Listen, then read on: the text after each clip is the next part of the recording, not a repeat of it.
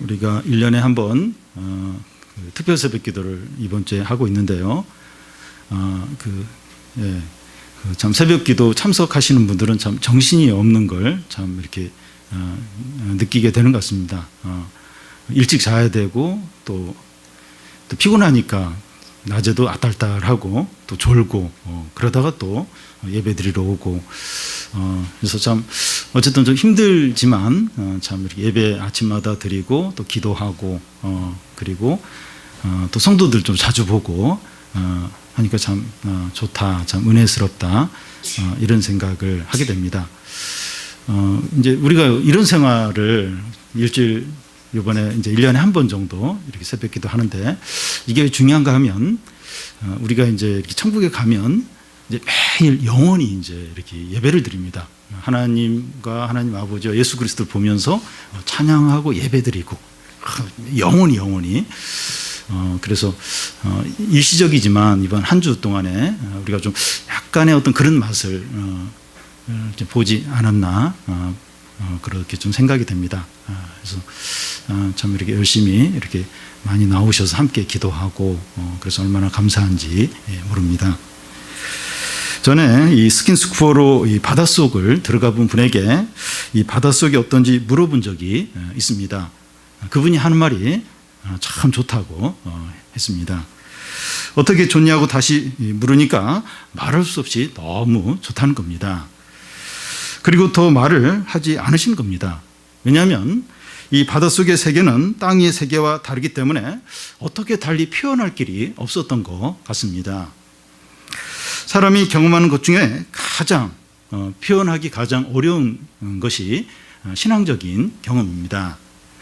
하나님을 만나서 은혜를 받고 이 변화받은 체험을 말로 표현하는 게 힘들고 표현해도 다른 사람이 알아듣기가 어렵습니다. 왜냐하면 하나님의 일은 아무나 경험할 수 없는 놀라운 일이기 때문입니다. 요한계시록은 요한이 하나님이 보여주시는 영적인 일을 언어로 표현한 성경입니다. 요한은 영적인 일들을 인간적인 언어로 표현하면서 한계와 답답함을 느꼈을 겁니다.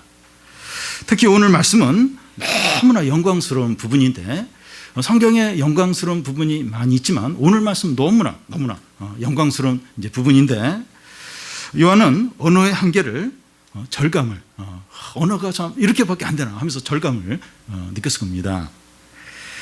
그래서 이 세상에 있는 가장 귀하고 좋은 것들을 다 끌어와서 이 하나님의 영광을 표현하고 있습니다.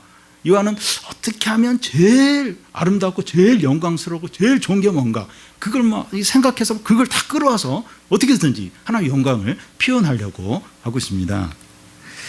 우리는 요한이 기록한 표현을 통해서 하나님의 영광을 느껴야 되는데 이 시간 성령께서 더 많은 은혜를 주셔서 지금 요한이 표현하려고 하는 것 또 이 설교를 통해서 이게 표현되려고 하는 게 더 생생하게 더 실제적으로 느껴지기를 바랍니다. 우리는 지난 시간에 하늘과 땅과 바다가 다 사라지고 하늘에서 거룩한 성 새 예루살렘이 내려오는 것을 보았습니다. 거룩한 성 새 예루살렘이 무엇을 가리키는가 하면 어린 양의 신부인 교회와 성도들입니다.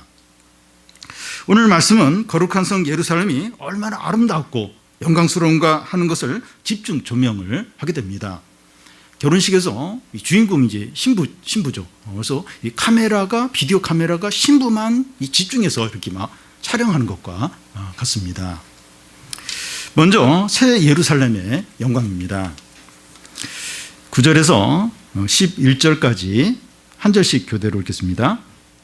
7 대접을 가지고 마지막 7 제형을 담은 7 천사 중에 하나가 나와서 내게 말하여 이르되 이리 오라 내가 신부 곧 어린 양의 아내를 내게 보이리라 하고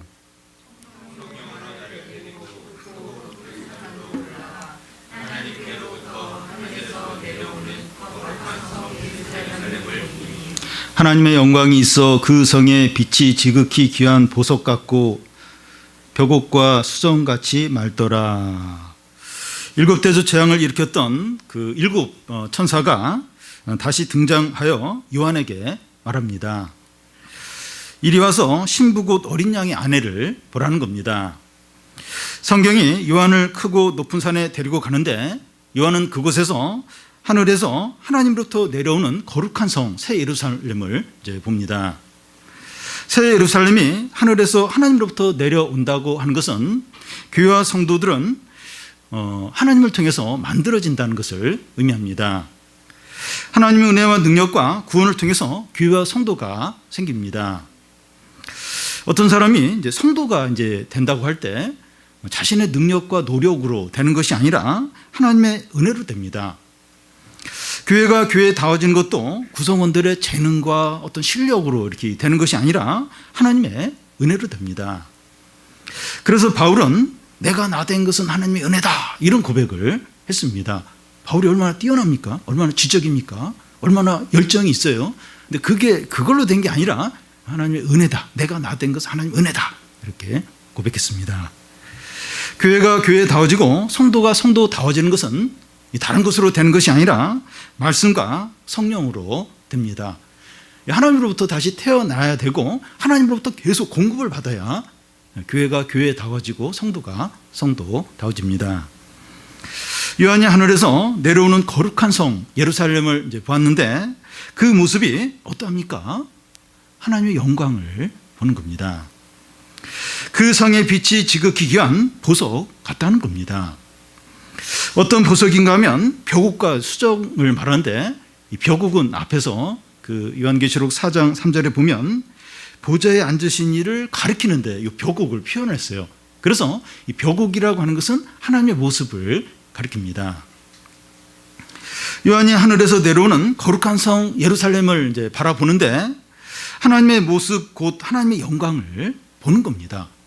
그래서 이 하늘에서 지금 이 거룩한 성 예루살렘이 내려와요. 근데 그 모습이 하나님의 이제 모습이라는 겁니다.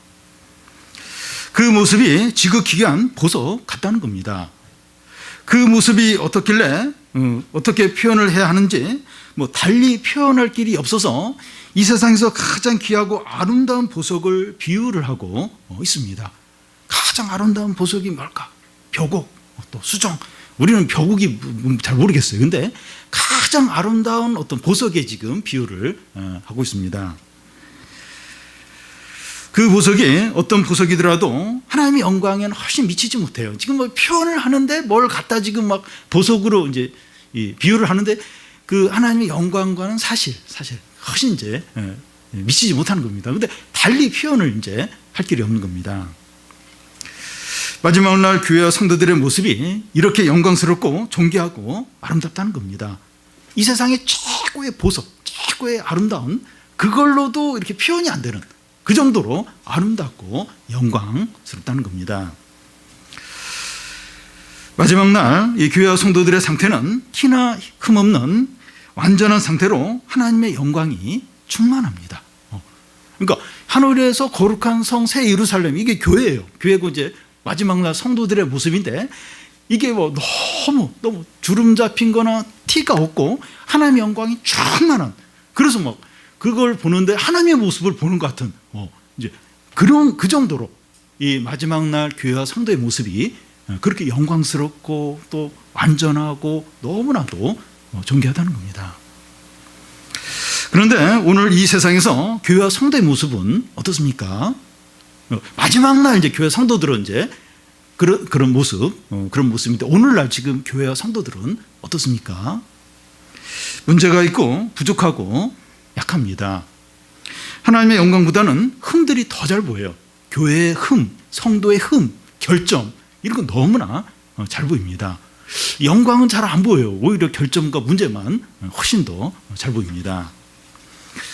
그러면 오늘 말씀에서 나오는 교회의 모습은 현재 교회와 상관없고 마지막 날의 어떤 교회의 모습만, 성도의 모습만 말하는 겁니까? 그렇지 않습니다. 오늘날 교회와 성도들에게도 해당이 됩니다. 현재 교회에 문제가 있고 흠이 있지만 하나님의 영광도 있습니다. 지금 우리 교회가 있어요. 그리고 성도들이 있어요. 흠이 있고 문제가 있어요. 사실 흠과 결점이 훨씬 더 잘 보이죠. 훨씬 큽니다. 그래도 하나님의 영광이 있습니다. 우리는 수련회나 캠프나 예배 가운데서 하나님의 영광을 경험할 때가 있습니다. 기도하면서 하나님의 은혜를 체험하고 그 성도들의 모임에서 하나님을 만날 때가 있습니다. 그 말씀을 같이 보면서 한 사람의 어떤 그 이렇게 나눔을 들으면서 어떤 하나님의 은혜요, 하나님의 영광을 확 느낄 때가 있어요. 하나님 살아계시구나. 마음이 뜨거워지면서 그런 은혜를 경험할 때가 있습니다. 주님은 두세 사람이 모인 곳에 내가 너 함께 하겠다고 하셨습니다. 그날따라서 모임에 사람이 별로 안 왔어요. 그래서 딱 실망이 되려고 했는데 같이 모임을 나누면서 그 모임에 꽉 찬 어떤 하나님의 은혜를, 하나님의 영광을 경험을 할 때가 있습니다. 한 번씩 이제 이렇게 주중 예배 이제 사정이 있어가지고 이제 교인들이 이렇게 좀 적게 나올 때가 있는데 그럴 때 좀 실망이 될 수 있는데 그날 말씀을 통해서 은혜를 통해서 하나님의 영광이 가득한 하늘의 기쁨으로 충만케 되는 때가 있습니다. 우리가 주의 이름으로 모이고 함께 말씀을 나누고 기도할 때 하나님의 임재와 영광을 경험할 수 있습니다. 그래서 교회나 성도들은 문제가 많아요. 자, 지금 현재 보면 근데 그 가운데 하나님의 영광이 있는 거예요. 하나님의 임재가 부족한 가운데 있습니다. 교회가 부족하고 불안정하고 흠이 있어도 하나님의 영광이 있습니다. 이것을 봐야 됩니다. 봐야 돼요. 눈에 보이는 그런 문제와 결점, 그것도 보이지만 그 영광을 봐야 돼요. 교회에서도 영광을 봐야 되고 성도들에게서도 그 영광, 참 부족하고 문제가 있지만 그 영광을 볼 수 있어야 됩니다. 현재의 모습으로 낙심하지 않도록 해야 합니다. 이런 교회와 성도들이 마지막 날 세상에서 가장 귀한 보석이나 그런 귀한 보석보다 더 빛나고 영광스럽고 아름답게 드러나게 됩니다. 지금은 교회나 성도가 이렇게 참 이렇게 부족하고 영광은 이렇게 막 찾아봐야 될 정도로 이렇게 잘 안 보일 수 있지만 그걸 이제 다 보는 거예요. 보고. 그런데 그런 교회와 성도들이 마지막 날 세상에 가장 귀한 보석보다 더 빛나고 더 아름답게 드러나게 된다는 겁니다. 지금 이제 요한계시록이 그 말씀을 지금 하고 있는 겁니다. 다음은 예루살렘 성의 구체적인 모습입니다. 먼저 그 예루살렘 성의 문들과 기초석들입니다. 12절부터 14절까지 한 절씩 교대로 읽겠습니다. 크고 높은 성곽이 있고 12문이 있는데 문에 12천사가 있고 그 문들 위에 이름을 썼으니 이스라엘 자손 12지파의 이름들이라.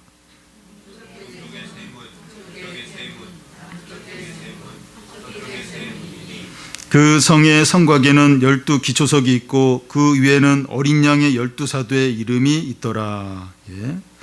새 예루살렘을 자세히 살펴보겠는데 이 성곽에 있는 문들을 살펴보면 성의 동서남북에 각각 3개의 문들이 있고 각 문들에서 천사 하나씩 12천사가 지키고 있습니다. 그리고 그 각 문들 위에 이름이 쓰여져 있는데 이스라엘 12지파의 이름이 있습니다. 그리고 예루살렘 성의 성곽에 12기초석이 있는데 각 기초석 위에는 각 기초석 위에는 어린 양의 그 12사도의 이름이 쓰여져 있습니다. 12문 위에는 구약의 12지파의 이름이 쓰여져 있고 또 12기초석 위에는 신약 사도들의 이름이 쓰여져 있습니다. 이스라엘의 12지파는 구약의 성도들을 이제 대표하고 또 어린 양의 12사도들은 신약 성도들을 대표한다고 할 수 있습니다. 양 대표들이 예루살렘 성을 구성하고 있습니다. 이것은 이제 구약과 신약의 모든 성도들이 하나의 교회를 이루는 것을 이제 의미합니다.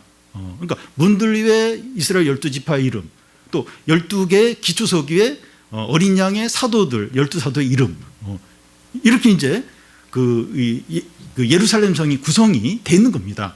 그러니까 이 구약의 대표들과 신약의 대표들로 이 새 예루살렘이 이제 구성이 이제 된다는 겁니다. 이 하나의 동일한 하나님의 백성이라는 겁니다. 아브라함이나 모세나 요셉이나 다윗이나 우리가 다 같은 하나님의 백성이고 하나님의 자녀들이라는 겁니다. 무슨 구별이나 차이가 없다는 거예요. 그러니까 요셉이나 모세나 다윗이나 이런 그 성도들하고 우리랑 똑같은 차이가 없는, 구별이 없는 동일한 하나님의 백성이라는 겁니다. 구약의 성도들은 뭐 더 뛰어나든지 아니면 열등하고, 신약의 성도들은 뭐 더 열등하거나 뭐 뛰어나고, 그런 게 아니라 동일한 하나님의 백성이라는 거예요. 구약의 성도들이나 신약의 성도들이 함께 이 새 예루살렘을 구성을 하는 거예요. 똑같은 하나님의 백성, 똑같이 하나님 나라를 이루는 그런 귀한 성도들이라는 겁니다. 예루살렘 성의 구조의 두 번째는 성을 측량하는 겁니다. 15절부터 17절까지 한 절씩 교대로 읽겠습니다. 내게 말하는 자가 그 성과 그 문들과 성곽을 측량하려고 금 갈대 자를 가졌더라.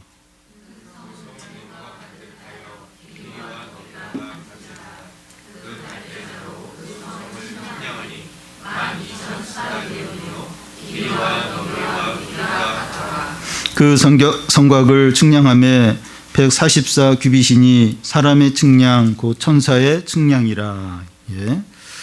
요한에게 말하던 천사가 금 갈대 자를 들고 예루살렘 성을 측량합니다. 길이와 넓이와 높이를 측량하는데 길이가 다 같은 겁니다. 길이, 너비, 높이가, 길이가 다 똑같은 겁니다.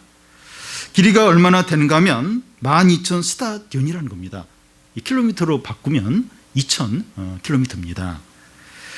정확한 것은 아니지만 중국에서, 그러니까 서울에서 중국의 베이징까지가 한 2,000킬로 정도, 2,000킬로, 정확하지는 않아요. 그 정도로 이제 생각을 할 수 있습니다. 예루살렘 성의 길이와 너비와 높이가 서울에서 베이징 정도의 거리의 길이와 너비와 높이의 선 겁니다. 성의 세로와 가로와 높이가 서울에서 이 베이징까지의 거리가 된다고 생각을 해보면 그 성이 얼마나 큰 성인가. 길이 또 너비 높이가 2,000킬로 그런 이제 성인 겁니다. 엄청나게 큰 성입니다.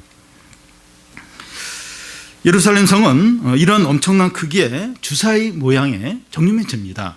그러니까 가로 세로 높이 똑같으니까 정육면체죠. 정육면체. 그러니까 예루살렘 성이 그런 이제 정육면체로 된 겁니다.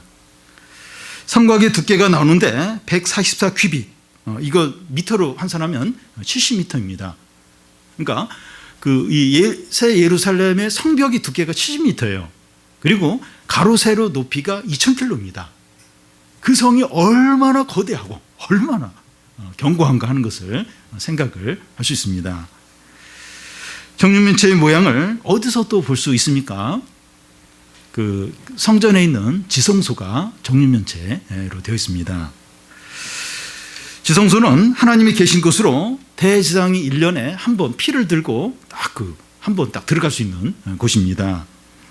그런데 새 예루살렘 성이 지성소가 되어서 하나님의 영광이 가득한 가운데 하나님의 백성이 함께 있습니다. 그러니까 새 예루살렘이 이제 정육면체예요. 그게 바로 이제 이 성전의 지성소를 가리키는데, 그러니까 지성소도 정육면체.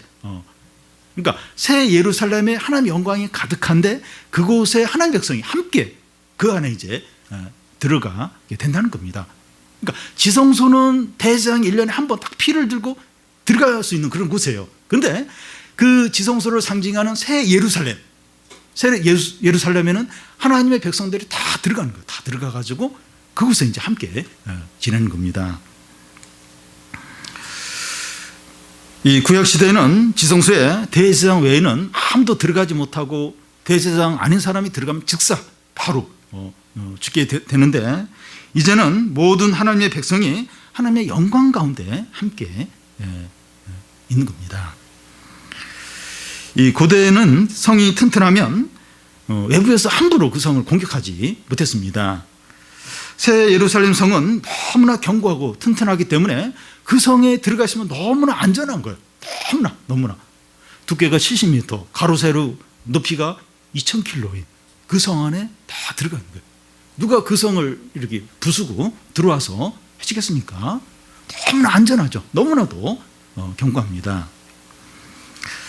하나님은 지금도 믿는 자들에게 이 튼튼한 반석과 산성과 요새와 방패가 되십니다. 그럼에도 불구하고 오늘날 위기와 어려움에 빠지게 하시는 이유가 뭡니까? 주님은 지금도 내가 너희의 산성과 방패와 반석이 된다, 이제 이렇게 하세요. 근데 우리가 위기에 빠져요. 어려움에 빠지는 이유가 뭡니까? 그 이유는 우리의 신앙적인 이유가 연단을 위해서 그렇게 하실 때가 있습니다. 이 세상에서 안전하게 지켜주시지만 은혜 가운데서 고난을 받게 하시는 겁니다. 그러니까 지금도 하나님은 산성과 방패가 되시는데 우리 연단을 위해서 은혜 가운데서 고난을 또 어려움을 겪게 하시는 겁니다. 그런데 이 마지막 날 그런 고난마저 없고 우리는 하나님과 함께 진정한 안식과 평안과 행복을 누리게 됩니다. 천국에 가서도 막 또 연단하고 또 이렇게 신앙 성숙을 해서 고난을 주시고 그런 건 아닌가? 이 세상에서만 그런 겁니다. 이 세상에서 하나님 우리를 지켜주시고 함께 하시지만 좀 힘든 일들이 많아요. 왜냐하면 우리가 더 연단되고 변화되는 게 필요하기 때문에 그렇게 하시는데 마지막 날 우리가 주님께 가면 그런 어떤 연단이 필요가 없어요. 필요가 없고 진정한 평안과 행복과 기쁨을 영원히 누리게 됩니다. 예루살렘 성의 구조의 세 번째는 보석으로 꾸며진 기초석들입니다. 19절, 20절을 한 절씩 교대로 읽겠습니다. 그 성의 성곽의 기초석은 각색 보석으로 꾸몄는데 첫째 기초석은 벼곡이요, 둘째는 남보석이요, 셋째는 옥수요, 넷째는 녹보석이요.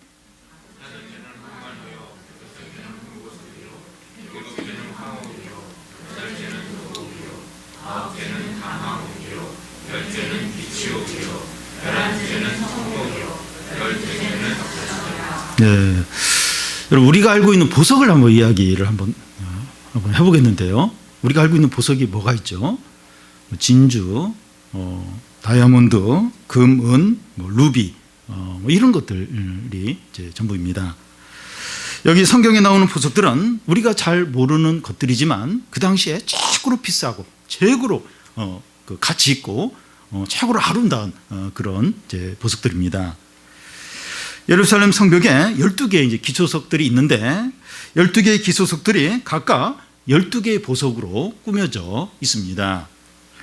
같은 것들은 하나도 없고 각각 다른 보석들입니다. 우리가 방금 읽었듯이 같은 게 아니에요. 이 12보석이 다 각각 다릅니다. 이 보석들로 인해서 예루살렘 성은 더 빛나는 거예요. 요즘 더 이 보석들로 인해서 빛이 납니다. 이런 12개의 보석을 어디서 이제 볼 수 있는가 하면 그 제사장의 그 에봇에서 이제 볼 수 있습니다. 제사장의 에봇에 있는 12개의 보석들은 각각 다른 보석입니다. 그러니까 제사장 옷에 이렇게 앞에 이렇게 그 에봇을 입는데 거기에 이제 12개의 보석이 이제 박혀 있습니다. 각각 다른 종류의 보석들입니다. 이게 뭘 의미하는가 하면 이스라엘 12지파가 이렇게 다 그 보석들로 이제 하나님 앞에 항상 있는 이제 그런 의미가 있습니다. 그러면 예루살렘 성곽의 기초석을 이제 꾸미고 있는 12개의 각각 다른 보석들이 의미하는 것은 무엇입니까? 성도들입니다. 성도들은 보석들이에요. 그러니까 지금 예루살렘 성을 이제 이렇게 거기에 이제 박혀 있는 보석들, 이게 뭐냐? 성도들은 보석들입니다. 마지막 날 성도들은 최고로 아름답고 영광스러운 보석들로 빛나게 될 것입니다. 이 예루살렘 성에 박혀 있는 이 아름다운 이 각각 다른 이 보석들은 성도들을 이제 가리킵니다. 이제 성도들은 그렇게 마지막 날 그렇게 빛이 이제 나게 됩니다. 그런데 현재 세상에서 이 성도들의 모습은 어떻습니까? 마지막 날은 막 그렇게 최고의 보석으로 빛나게 되는데 지금 현재 여기서 성도들은 어떻습니까? 부적응자, 이상한 사람, 찌질이로 이렇게 보일 수 있습니다. 도살당할 양 같고 굴러다니는 돌 같고 보리떡 같을 수 있어요. 사사기에 나오는 보리떡하고 큰 뭐 매력도 없고 굴러가는 돌.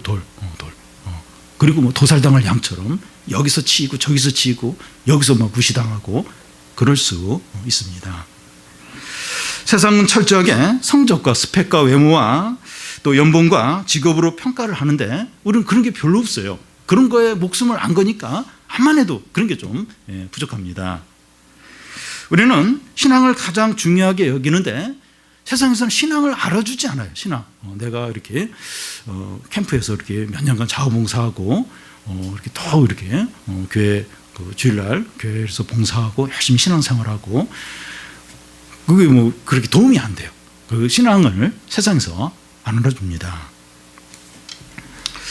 우리가 이 보석이라고 하는데 이 보석 같은 생각이 전혀 들지 않고 객관적으로 봐도 보석이 아닌 것 같아요. 뭐 외모가 뛰어나든지 뭐 키가 큰다든지 또 뭐 학벌이 좋다든지 또 좋은 직장에 다닌다든지 뭐 집이 부자든지 뭐 이제 이런 게 있으면 뭐 조금 그걸로 이제 빛이 날 것 같은데 객관적으로 봐도 보석 같은 생각이 안 들 수 있습니다. 그래도 우리는 틀림없이 보석이에요. 보석입니다. 왜냐하면 성경이 주님이 우리를 보석이라고 하기 때문에 틀림없이 보석입니다. 그런데 보석이 어떻게 만들어집니까? 이 자연에서 보석이 어떻게 만들어지죠? 보석은 시간이 많이 걸리고 큰 압력과 높은 온도 가운데서 보석이 만들어집니다. 그리고 보석을 캐내었다고 보석이 바로 되는 것이 아니라 깎고 깨고 다듬는 과정이 필요합니다. 그러니까 그냥 이렇게 자연에서 이렇게 그걸 가져와서 그게 바로 보석이 아니에요. 다듬어야 돼요. 다듬고 막 깨고 그래야 이제 보석이 됩니다. 하나님의 우리를 바로 천국에 데려가지 않습니까? 우리 그런 생각 좀 할 때가 있어요. 너무 좀 몸이 아프고 또 이렇게 경제적인 것으로 힘들고 직장에서 뭐 스트레스 너무 받고 또 가족이나 친척의 여러 문제로 너무 이제 부담이 되고 아플 때 빨리 그냥 갔으면 좋겠다. 오늘 밤이라도 하나님이 불러주시면 좋겠다. 이럴 때가 있는데 왜 하나님이 안 데려가십니까? 왜? 그렇게 한 사람은 더 오래 살아요. 더 오래 살고 더 이제 그렇게 더 오래 살게 되는데 왜 그렇게 하십니까? 왜 고난과 환난을 당하게 하십니까? 왜 산 넘어 산으로 계속 이 문제 해결되면 또 다른 문제 터지고 계속 이런 문제를 겪게 합니까? 보석으로 만들기 위해서입니다. 순금 99.999% 순금 아주 순수하게 보석 중에 보석이 되도록 하기 위해서입니다. 마지막 날 티나 흠이 없는 완전한 보석으로 빛나도록 하기 위해서입니다. 여러분 그거 외에 다른 목적이 있겠습니까? 왜? 이렇게 이 세상에서 이렇게 살면 그냥 어려움 없이 행복하게 그렇게 살게 하시면 뭐 좀 이렇게 사는 게 이 세상에 사는 게 의미가 있을 것 같은데 그것도 아니에요. 고생하면서 왜 1년을 살고 10년을 살고 그렇게 무슨 의미가 있습니까? 그런 과정을 통해서 순금으로 아주 순수하게 티나 주름 잡힌 게 없이 그렇게 이제 만들어 가는 거죠. 여러분 어려움이 하나 큰 게 오면 그만큼 조금 더 순수해져요. 조금 더 믿음이 생기고 또 어려움이 두 번째 오면 또 조금 더 겸손해지고 그러면서 이제 이렇게 믿음의 사람으로 점점 온전케 되어가는 거죠. 현재 우리의 고난이 그런 목적에 있다면 견딜만 합니다. 그렇지 않겠어요? 그 목적이 거기에 있어, 거기에. 이게 그냥 의미 없는 게 아니라 이렇게 더 겸손하고 더 믿음의 사람이 되는데 목적이 있다면 견딜만 하죠. 그리고 이렇게 우리 성도들도 그렇고 각 가정에 보면 어느 가정은 뭐 어려움이 5개, 10개 되고 어느 가정은 뭐 2-3개밖에 없는 것 같아요. 그리고 막 그 어려움도 너무 너무 확 미칠 것 같고 그냥 너무 힘든 그런 어려움을 막 2-3개씩 주고 가족도 막 많이 다치고 또 막 뭐 사업에도 뭐 이렇게 어려움도 있고 또 친척들 또 부모님 때문에 너무 또 많이 힘들고 그런 걸 막 2-3개씩 더 주는 분들 같은 경우에는 더 빛나고 더 순수하고 더 견고한 그런 믿음을 갖게 되는 것을 보게 됩니다. 저는 이제 목회자이기 때문에 목회자들끼리 저는 이렇게 좀 비교를 할 때가 있는데, 어느 목회자는 뭐 진짜 고생을 많이 해요. 고생을 많이 하고, 또 상대적으로 덜 고생하는 분들이 있고, 근데 그렇게 고생을 많이 하고 연단을 많이 받으면 더 뭔가 은혜가 있어요. 은혜가 있고 더 이렇게 뭔가 말씀에 헌신하고 그런 걸 이제 보게 됩니다. 그래서 남들이 겪지 않는 어려움을 막 2개, 3개 더 갖고 더 그것도 센 그걸 받으면 더 빛나요. 더 순수하고 더 아름다운 보석으로 만들어지게 됩니다. 그걸 생각하면 견딜만 하는 거예요. 이 어려움을 통해서 하나님 무슨 선한 일을 하시려고, 날 어떻게 더 연단시키려고, 더 아름답게 빚어가시려고 그러는가. 맞아요. 그게 맞습니다. 그러면 좀 견딜만하다는 거예요. 이렇게 막 짜증, 뭐 이렇게 불평이 이제 덜 나오게 됩니다. 여기서 눈여겨볼 것이 12개의 보석들이 각각 다르다는 겁니다. 우리는 각자가 다 보석으로 만들어져 가는데 똑같지가 않습니다. 색깔과 재질과 명암과 모양과 단단함 정도가 다 달라요. 우리가 지금 각자가 다 보석으로 만들어져 가는데 다 달라요. 다. 뭐 이렇게 명암, 또 단단함, 뭐 재질 이런 게 다 차이가 있습니다. 그래서 다른 사람과 비교할 필요가 없습니다. 다른 가정하고 비교할 필요가 없어요. 근데 비교가 돼요. 근데 비교할 필요가 없습니다. 하나님 앞에서 나의 길을 가면서 내가 연단받고 이 나만의 보석으로 만들어져 가는 겁니다. 내가 연단받고 내가 이런 환경에서 또 이렇게 뭐 힘들기도 하고 또 위로받기도 하고 그러면서 나만의 보석으로 이제 만들어져 가는 겁니다. 성도들이 똑같을 수가 없어요. 다 다릅니다. 근데 자꾸 비교를 해요. 누구 집은, 누구 애는, 누구 아빠는 막 이러면서 막 승진도 했고 또 이렇게 뭐도 했고 연봉도 오르고 집도 사고 차도 바꾸고 그때 막 우리 집은 왜 이럴까? 나는 왜 이럴까? 자꾸 비교가 되는데 그 똑같을 수가 없어요. 똑같을 수가 없고 다 다릅니다. 그러니까 보석 색깔이 다 다른 거예요. 다 다릅니다. 그런데 세상은 획일화를 이제 요구합니다. 세상은 획일화를 요구해요. 스펙들과 어느 정도의 영어 점수대와 어느 자격증을 가져야만 성공할 수 있다고 말합니다. 이 명문대를 가려면 어느 중학교, 어느 고등학교, 어느 학원을 이제 다녀야 돼요. 그게 정해져 있어요. 이 학원을 가고 또 몇 학년 때까지는 뭘 이제 준비를 해야 되고 뭐를 끝내야 되고 그런 게 다 정해져 있습니다. 딴 생각을 하면 딴 길로 가면 안 돼요. 정해진 거기서 벗어나면 이제 탈락하는 거예요. 이렇게 그 대열에서 낙오가 되는 거예요. 그래서 딴 생각하면 안 되고 딴 길로 가면 안 되고 정해진 그 길로만 가야 이제 이렇게 어떤 성공의 어떤 또 상위 몇 프로 그렇게 속할 수 있는 그게 이제 세상에는 정해져 있습니다. 그런데 하나님 나라의 보석들은 제각각 다양합니다. 남과 비교하지 말고 하나님 앞에서 나만의 존귀하고 아름다운 보석으로 만들어지는 겁니다.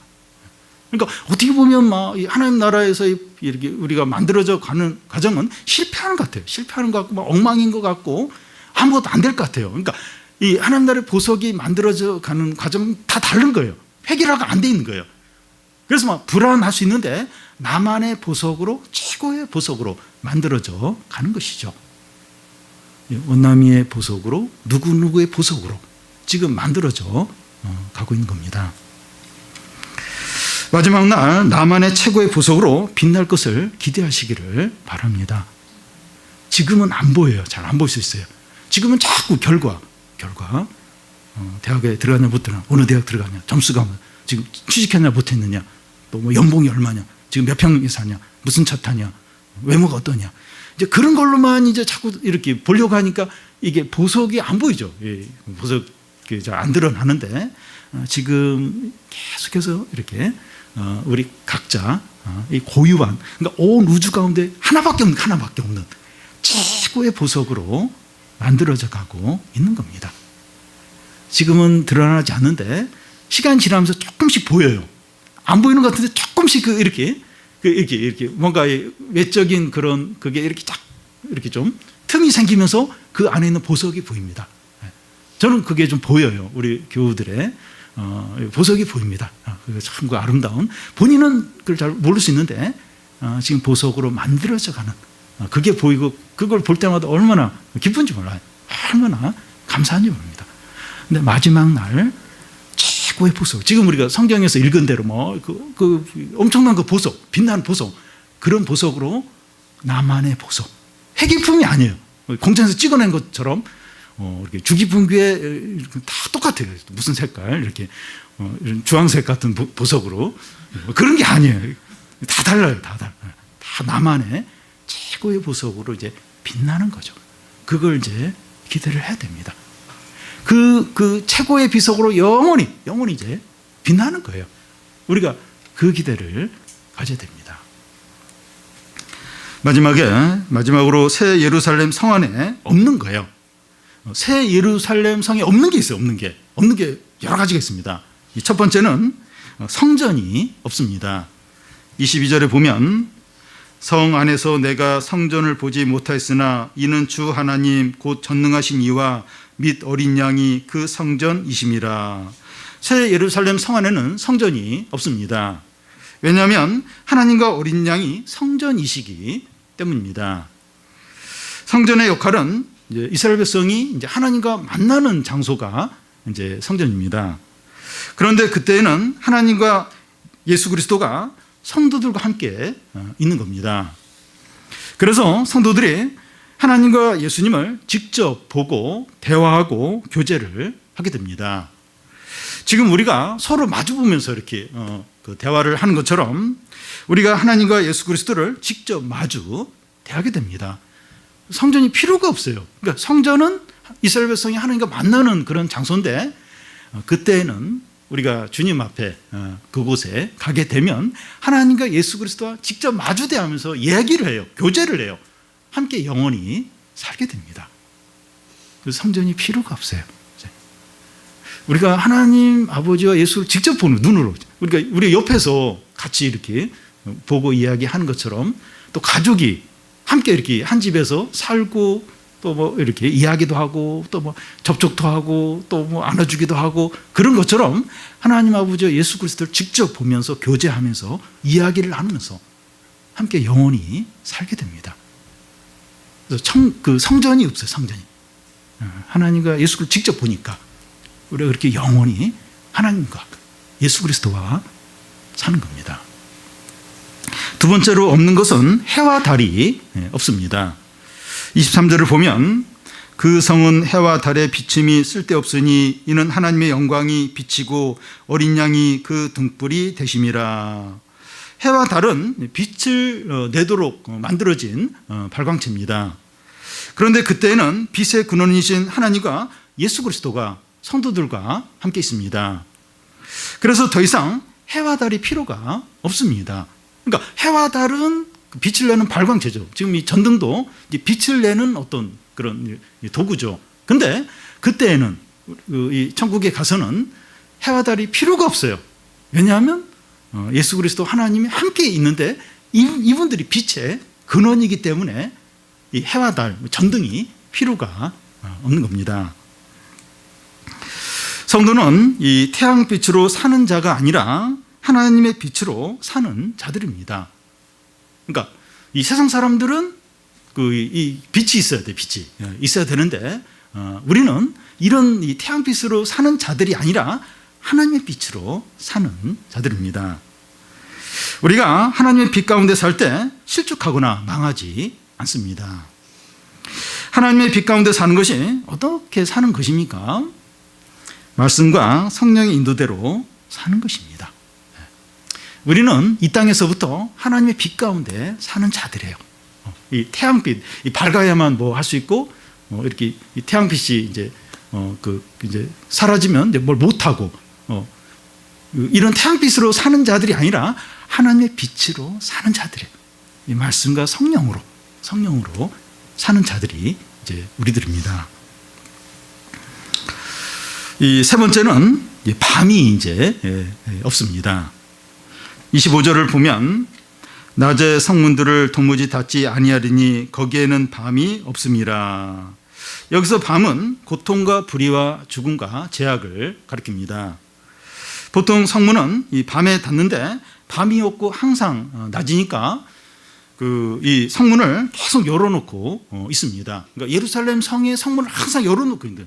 그러니까 밤이 없으니까 밤에 이제 성문을 닫는데 밤이 없으니까 성문을 항상 열어놓고 있습니다. 그런데 지금 우리들은 낮에도 문을 잠가놓고 있습니다. 그러니까 보통 저희 집 같은 경우는 대문이 있고 또 저희 집 출입문 이중으로 다 잠궈놔요.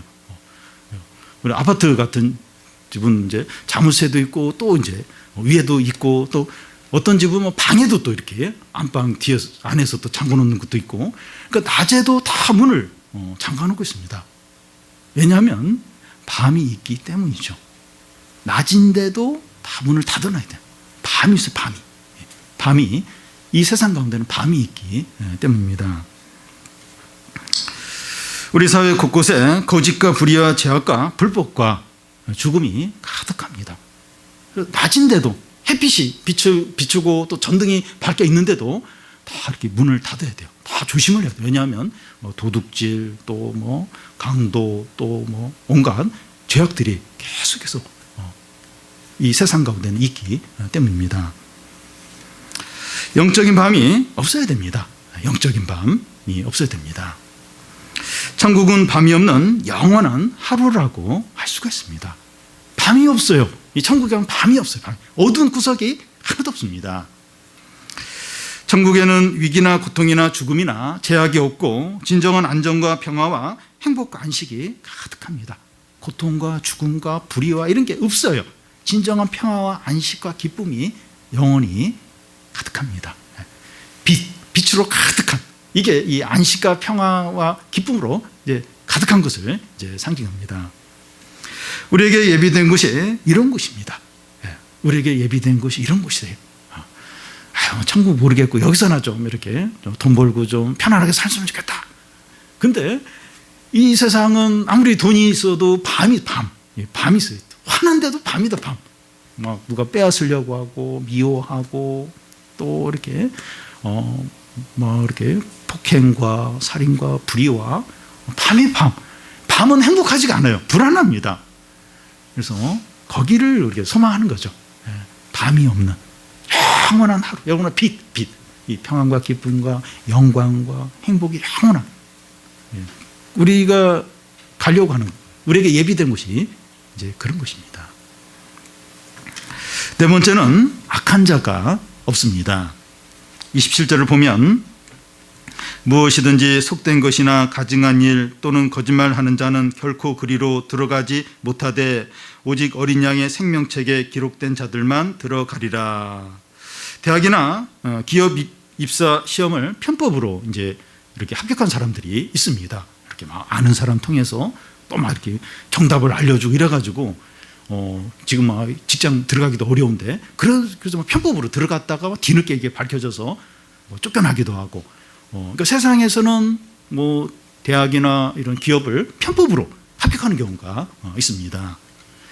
그런데 새 예루살렘 성 안에는 속된 것이나 가증한 일이나 거짓말을 하는 자는 결코 들어오지 못합니다.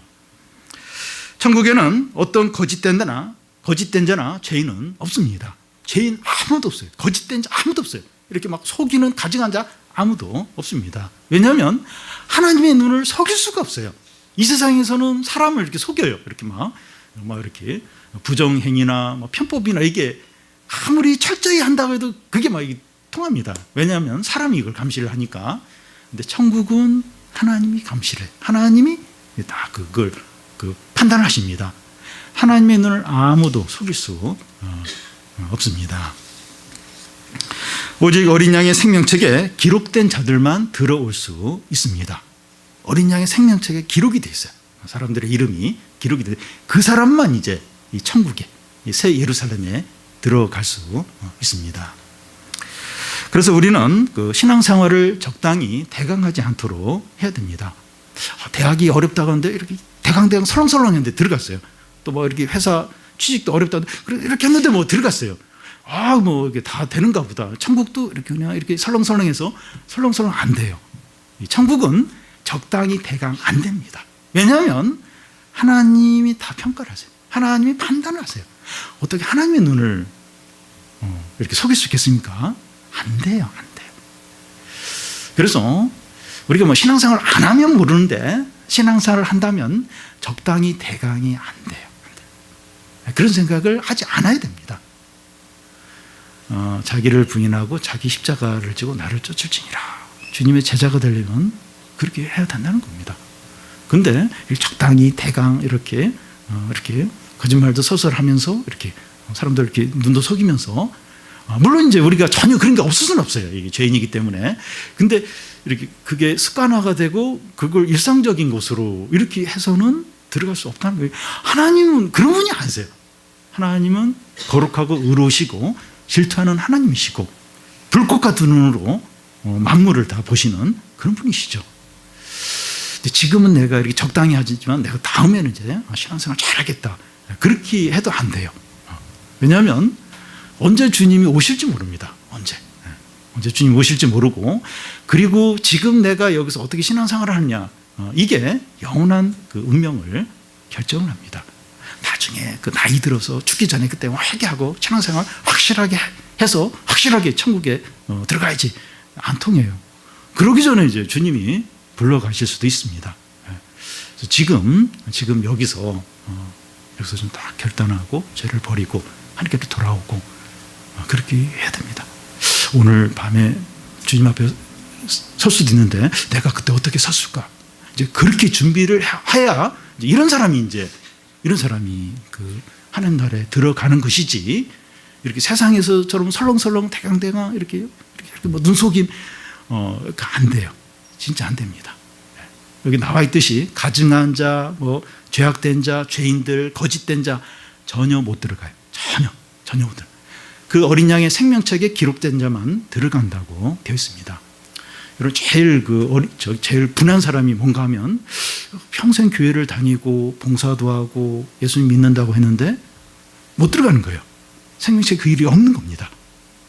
이 사람만큼 억울하고 분하고, 그래서 밖에 어두운 데서 일을 가는 거예요.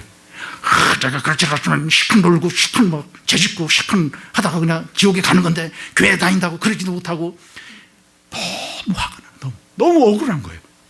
근데 그럴 수 있다는 겁니다. 그런 사람이 많다는 거예요. 밖에 어두운 데서 일을 갈 사람이 많다는 겁니다. 그러니까 이게 가증한 자나 죄인이나 거짓된 자나 못 들어가는 거예요. 하나님이 불꽃 같은 눈으로 다 그걸 이렇게 판단을 하고 재판을 하는데 어떻게 이렇게 대강대강 이렇게 할 수 있겠습니까? 네. 그래서 지금 여기서 우리가 참 이렇게 다 결단하고 좀 회개하고, 힘들지만 조금만 더 즐기고 조금만 더 이렇게 하고 좀 나중에 이렇게 회개하고. 근데 그렇게라도 뭐 돌아오면 뭐 괜찮겠지만, 그게 위험한 겁니다. 위험한. 그걸 못 들어갈 수도 있고. 그래서 지금 여기서 이렇게 다 결단하고 주님께 확실하게 돌아오고 죄를 버리고 해야 됩니다. 우리 각자가 아름답고 영광스러운 최고의 보석으로 다 만들어져 가시기를 바랍니다.